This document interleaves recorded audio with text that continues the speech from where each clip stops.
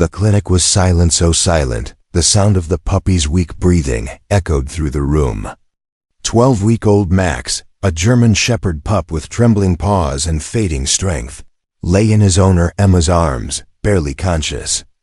The vet had already given the heartbreaking news. Max was dying. There was nothing left to do. No treatments. No miracles. Only one final goodbye. Emma held him tightly, tears dripping onto his fur as Max lifted one tiny paw slow, shaky, and wrapped it around her arm in a final hug. The room broke. The vet stepped back, swallowing hard, but then something happened. Just as Emma closed her eyes and whispered her last, "I love you," the vet noticed a strange movement, something subtle, something impossible to ignore. He froze, staring at Max with wide, stunned eyes. But just as the vet prepared the injection, something happened. Max twitched, not in pain, but in response. His heartbeat fluttered.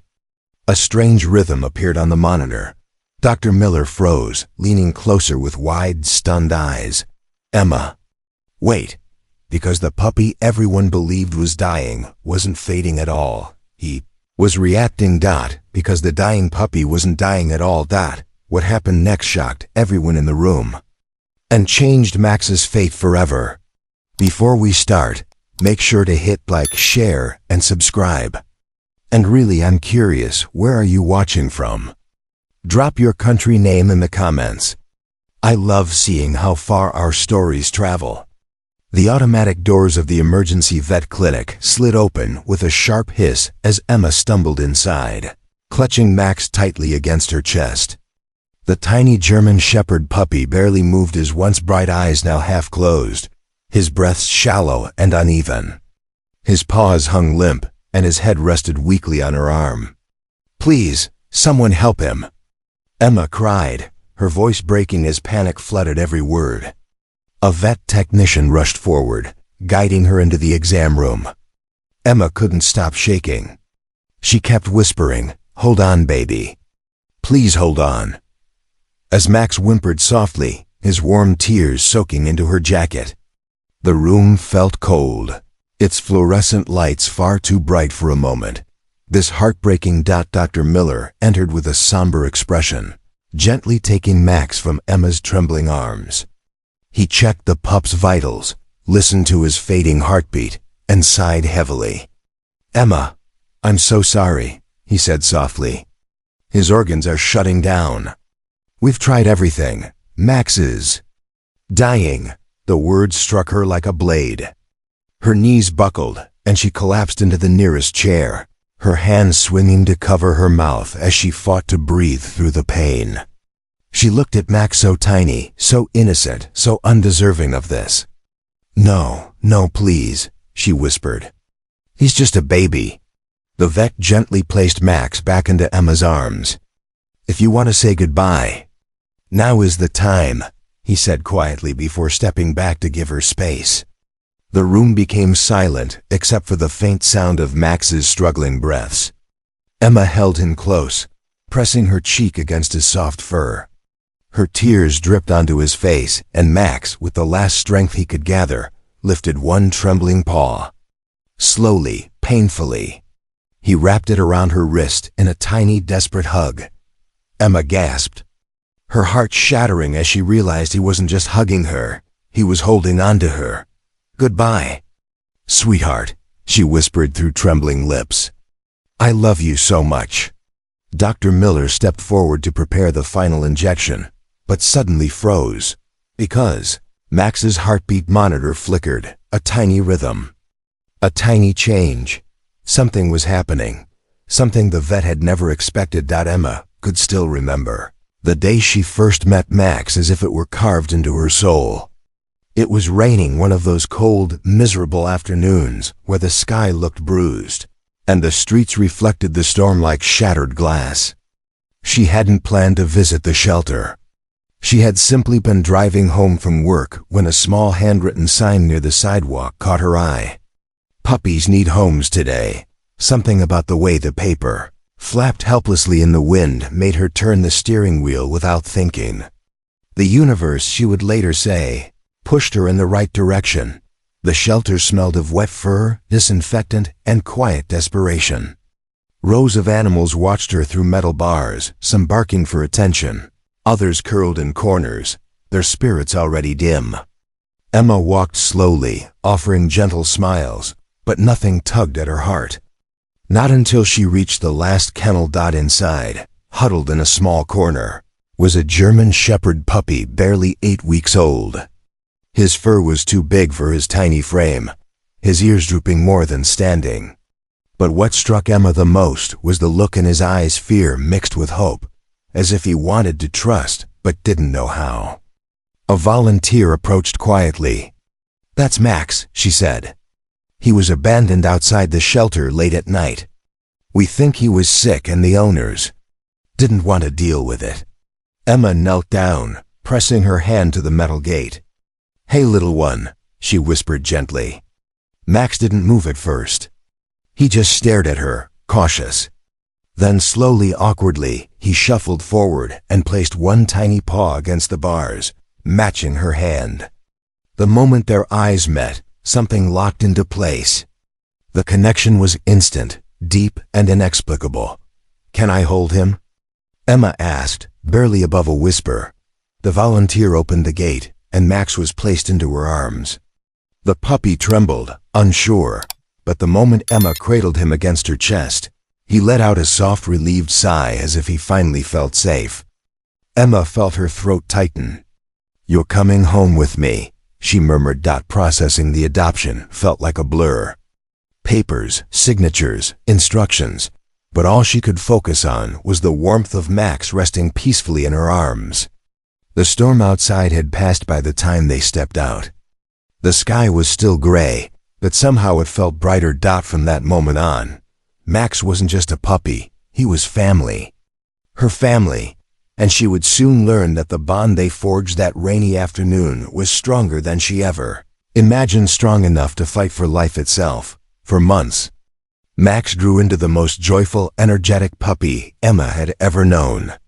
He chased butterflies in the backyard, tripped over his own paws, and followed Emma everywhere with a devotion that melted her heart daily. But everything changed one quiet morning.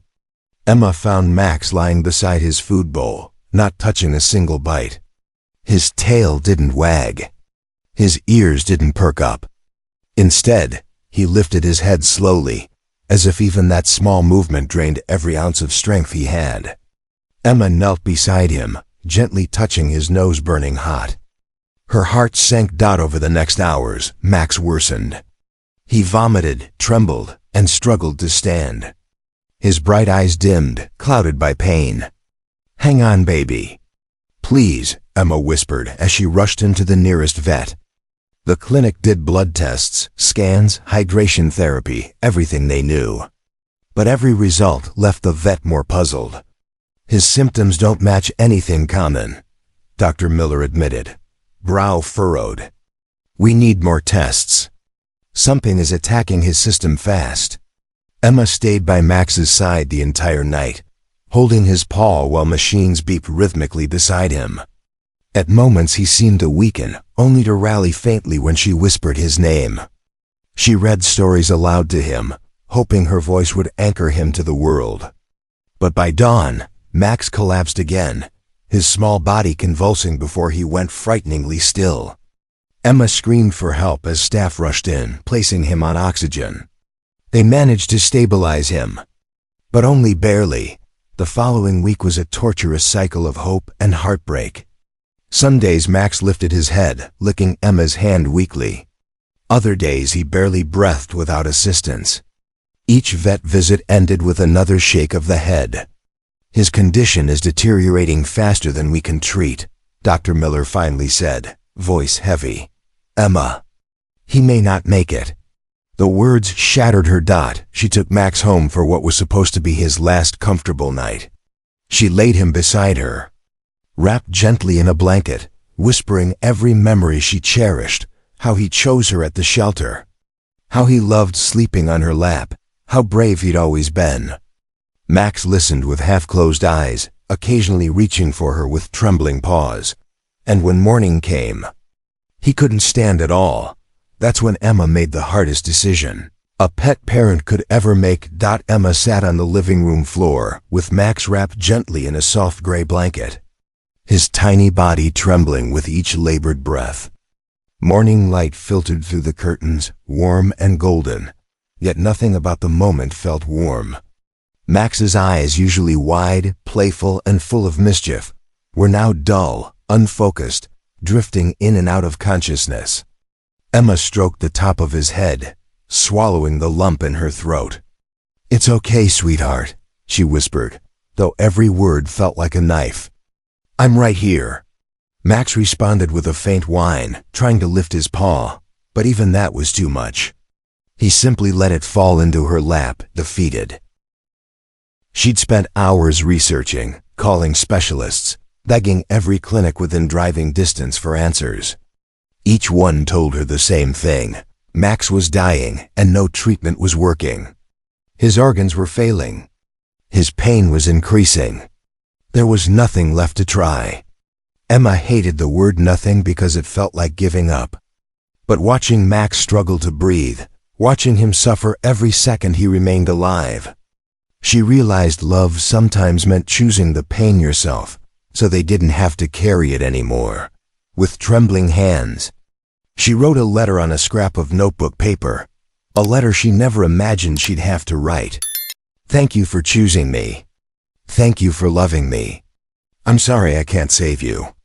Tears blurred the ink as she folded it and placed it inside Max's blanket. She wanted him to feel her heart, even when he could no longer hear her voice. Eventually, she lifted him into her arms. Max pressed his nose into the crook of her elbow, the only place he seemed to find comfort. His breathing rattled weakly, and Emma felt his heartbeat uneven, slowing. She kissed the top of his head, closed her eyes, and whispered, "If you're tired, you don't have to fight anymore." The words shattered her. At the vet clinic, everything felt surreal. The receptionist spoke softly, the lights dimmed, and the air carried a heavy, suffocating stillness. Emma nodded numbly as the forms were placed in front of her. She signed them with shaking hands. "We'll let you have a moment with him," Dr. Miller said gently, leading her to a small room lit by a single lamp. Emma sat in the chair, holding Max just as she had the day she brought him home. Only now, he was slipping away. She rocked him gently, whispering the same 3 words over and over. "I love you. I love you." And as Max exhaled a faint, shaky breath, Emma finally whispered the hardest words of her life. "It's okay to let go." Dr. Miller re-entered the quiet room with a soft knock, carrying the small tray that marked the moment no pet owner ever wanted to face. Emma held Max close, her forehead pressed to his, whispering, "You were my best boy. My whole world." Max's breathing was so faint it felt like air slipping through a cracked window barely there, fading. His paws twitched weakly against her arm as she rocked him gently, bracing herself for the moment she had dreaded. Dr. Miller knelt beside her, his voice barely above a whisper. "When you're ready, we can begin." Emma closed her eyes, trying to gather strength she didn't have. She kissed Max's head one last time and whispered, "I'm so sorry, baby." Her tears slid down onto his fur. She nodded slowly, but as the vet reached for Max's tiny leg to place the injection line, something unexpected happened. Max flinched, not a random spasm. Not the twitch of a dying animal, but a purposeful pull. Like he was trying to move away, Dr. Miller froze, frowning.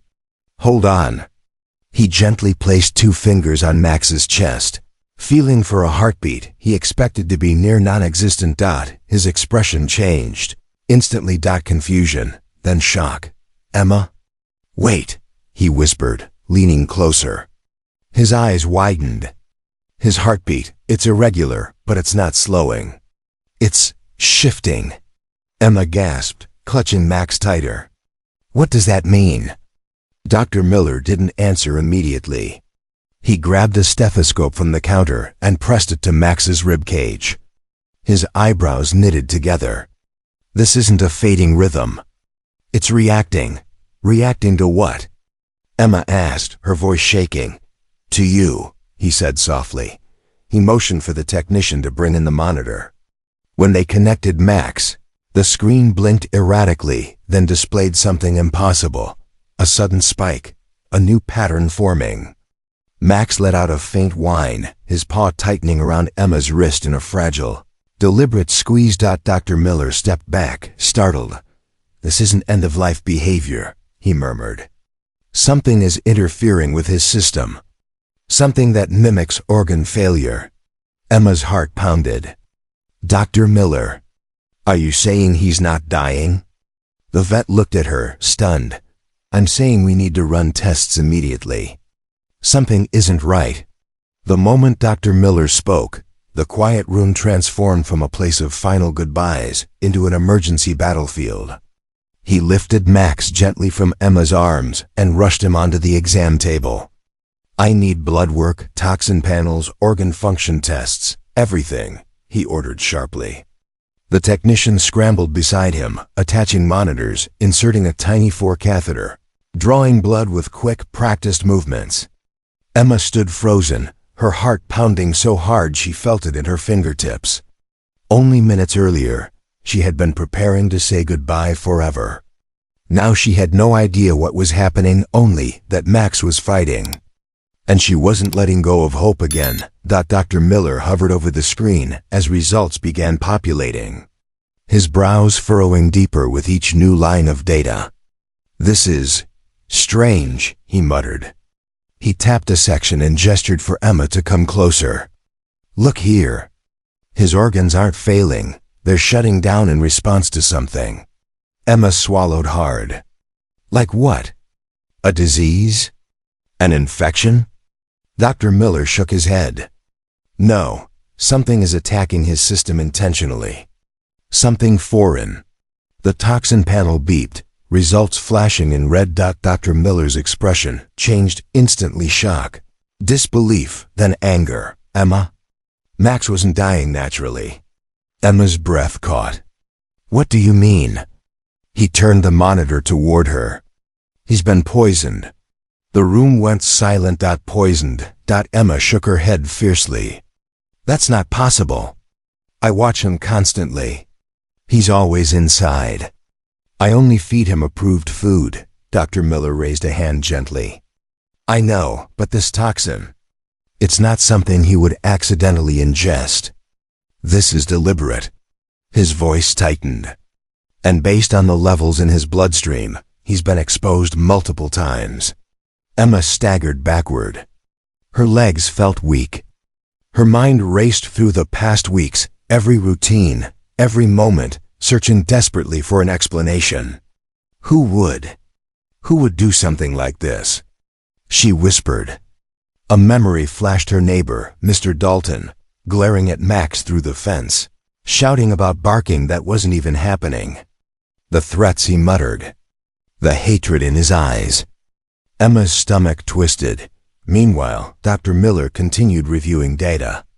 The good news, he said cautiously, is that the poison mimics organ failure but may be treatable if we flush it out in time. Emma's eyes widened with a spark of hope. So Max, he can survive? It's possible. But we need to act fast. He turned to the team. Prep the antidote protocol. Full hydration, flush, move. Emma grabbed Max's paw as they wheeled him toward the treatment room. Hold on. Baby, she whispered, tears falling again, but this time from hope. Not despair. We're going to fight this. And for the first time in days, Max's tiny tail moved just once. But enough. He wasn't giving up, and neither was she. The hallway outside the treatment room felt colder than anything Emma had ever known. She paced back and forth, her hands clasped tightly together, every heartbeat echoing the same desperate prayer. Please don't take him. Not after all this. Through the small glass window, she could see Dr. Miller and the medical team rushing around Max's tiny body, attaching tubes, preparing antidotes, adjusting machines with quick, urgent motions. Max lay on the table, fragile, still, almost swallowed by the equipment surrounding him. Yet even in that stillness, Emma saw the faint rise and fall of his chest. He was fighting. But the poison was fighting harder. A sudden alarm blared. Emma froze. Inside, Max's heart monitor spiked chaotically before crashing downward. A flat, piercing tone filled the room. "He's crashing!" A tech shouted. Dr. Miller grabbed the oxygen mask. "Increase flow. Start second antidote dose now." Emma pressed her hands to the window, her breath fogging the glass. "Max!" she cried, tears streaming as she watched his tiny body jerk from the medical interventions. For agonizing seconds, there was no change. No heartbeat. No movement. No sign of life. Emma's knees buckled. She slid down the wall, sobbing into her hands. "Please, please don't leave me," she whispered. She felt like the world was slipping out from under her again. But then, through her tears, she heard it. The alarm tone changed. It wasn't flat anymore. It pulsed weak, unsteady, but alive. Inside, Dr. Miller looked up sharply. "We've got a heartbeat," he exclaimed. The staff worked faster, stabilizing 4 lines, flushing toxins with precision. Max's heart monitor began forming a rhythm, not strong, but growing.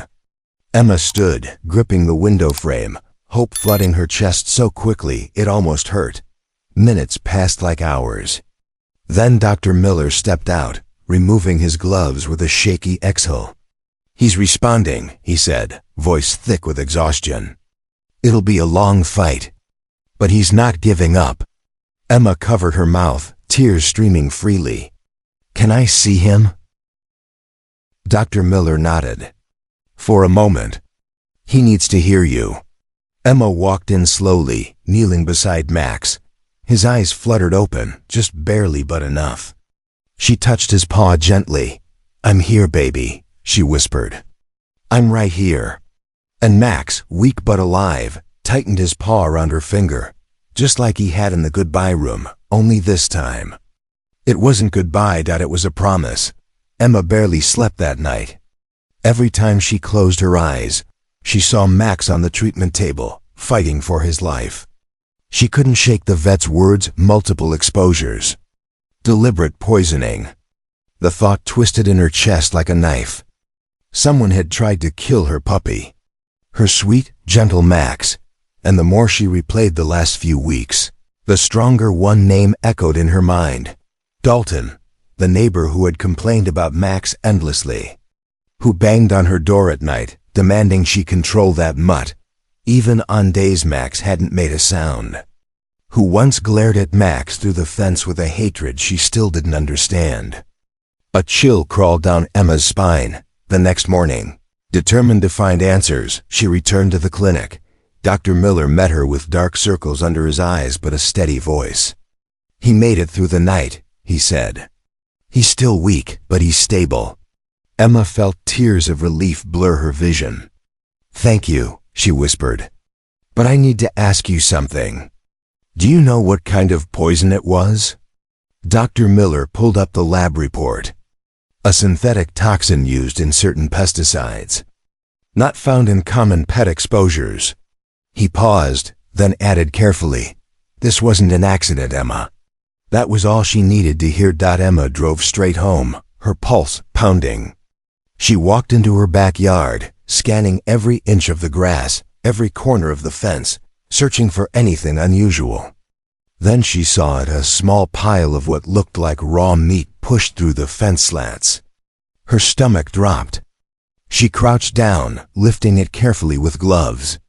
There was a strange chemical smell. Not normal. Not safe. Not accidental. Before she could react, a voice behind the fence made her freeze. "Looking for something?"